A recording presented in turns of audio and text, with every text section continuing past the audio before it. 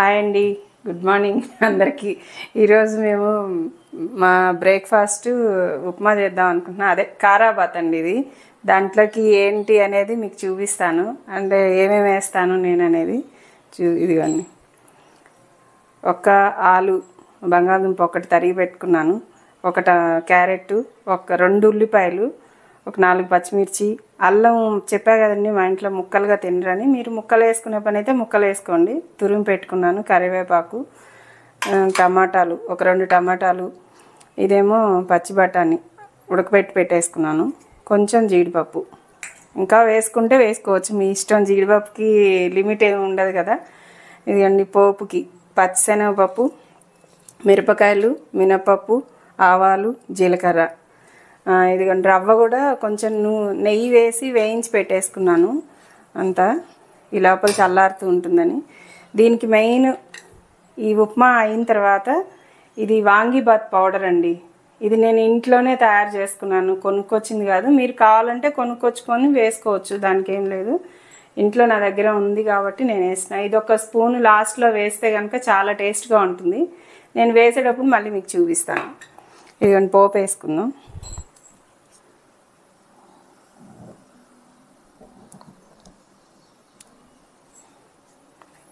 First ఆవాలు,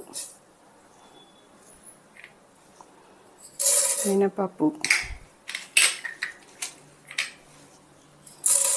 శనగపప్పు, జీలకర్ర,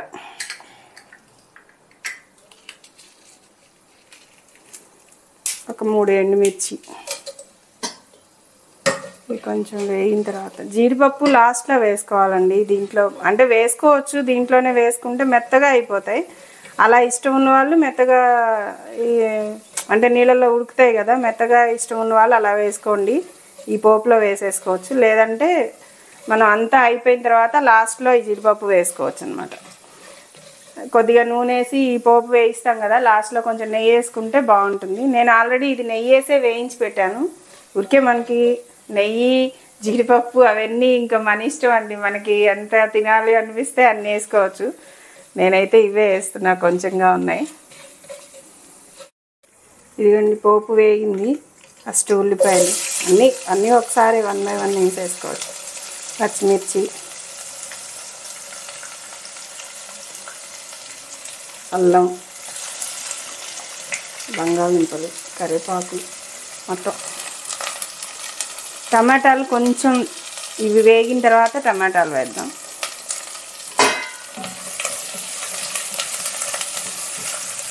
ఈ బఠానీ కూడా ఉడకబెట్టాను, అయినా కూడా కొంచెం దీంట్లో వేసేసుకుంటే వేగినట్టుగా ఉంటాయి కదా, బాగుంటుందండి.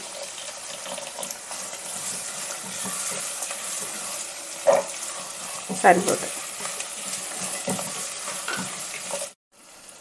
ఇదిగోండి వేగిన ఇవి. ఇప్పుడు టమాటాలు వేసేసుకుందాం.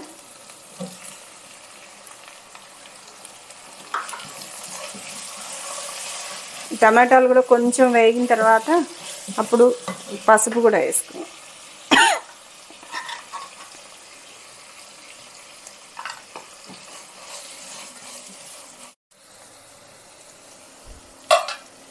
ఇదిగోండి వేగింది బాగా, అన్నీ ముక్కలన్నీ బాగా మెత్తగా మగ్గినాయి. ఇప్పుడు ఇందులో వాటర్ పోసేసుకుందాం. నేను ఈ గ్లాస్ కరెక్ట్గా పెద్ద గ్లాసు ఫుల్గా నిండా పోసానండి రవ్వ. 3 గ్లాసు వాటర్ పోసుకుందాం. 1కి 3 చాలు. అంటే ఎక్కువ పోసుకున్నా బాగుంటుంది ఉప్మా, కానీ ఈ కారాబాత్కి మాత్రం కొద్దిగా ముద్దగా ఉండాలి.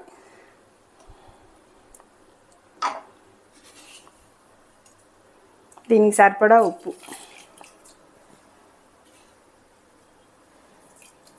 ఇప్పుడు మూత పెట్టేసుకుందాం అండి. నీళ్లు తెరిలిన తర్వాత అప్పుడు రవ్వ పోసుకుందాం. ఇదిగోండి నీళ్లు తెరులుతున్నాయి కదా, ఇప్పుడు రవ్వ పోసేసుకుందాం.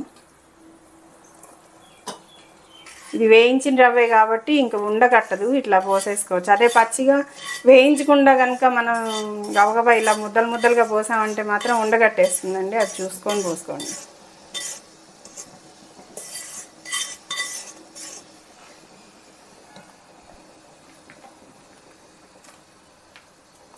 ఇట్లా బాగా కలిపేసుకుంటే ఇదిగోండి ఇట్లా రెడీ అయింది కదా ఉప్మా. ఇప్పుడు ఇది మనం సిమ్లో పెట్టుకొని ఇదిగోండి వాంగీబాత్ పౌడర్ ఇది కొంచెం లైట్గా చల్లుకుంటే ఒక 2 స్పూన్లు బాగుంటుంది. ఇప్పుడు దీని మీద నెయ్యి వేసుకోవాలి. నెయ్యి కానీ నూనె కానీ మన ఇష్టం అండి, ఏది కావాలంటే అది వేసుకోవచ్చు.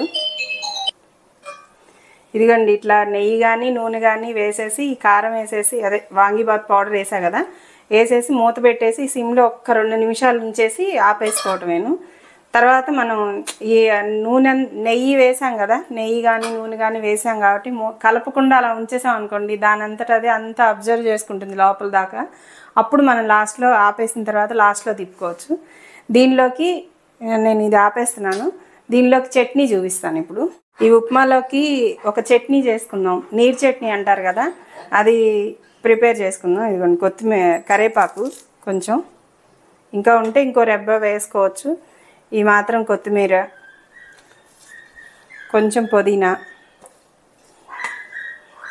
అల్లం చిన్న ముక్క, 2 వెల్లుల్లి రెమ్మలు, 4 పచ్చిమిర్చి. అంటే కారంగా ఉన్నాయండి మా పచ్చిమిర్చి, అందుకని అంతే వేసాను. చిన్న ఇదిగోండి చింతపండు ఒక్క ఊరికే వేసామా అన్నట్టుగా, కొబ్బరి, ఇన్నే శనగపప్పు, ఎక్కువ అక్కర్లా వేసుకొని కొంచెం ఉప్పు. ఇది మిక్సీ బట్టి చూపిస్తాను మీకు. ఇదిగోండి చట్నీ ఇలా రెడీ చేసి మిక్సీ వేసి పెట్టుకున్నాను కదా, దీంట్లోకి పోపు శనగపప్పు, మినపప్పు, ఆవాలు, అదే శనగపప్పు, ఇలా మినపప్పు, ఆవాలు, జీలకర్ర, ఇదిగోండి మిరపకాయలు, కరివేపాకు. ఇలా ఉండాలి. ఇంత పలుచగా ఉంటే ఉప్మాలోకి బాగుంటుంది అనమాట, అదే కారాబాత్లోకి. ఇలాగా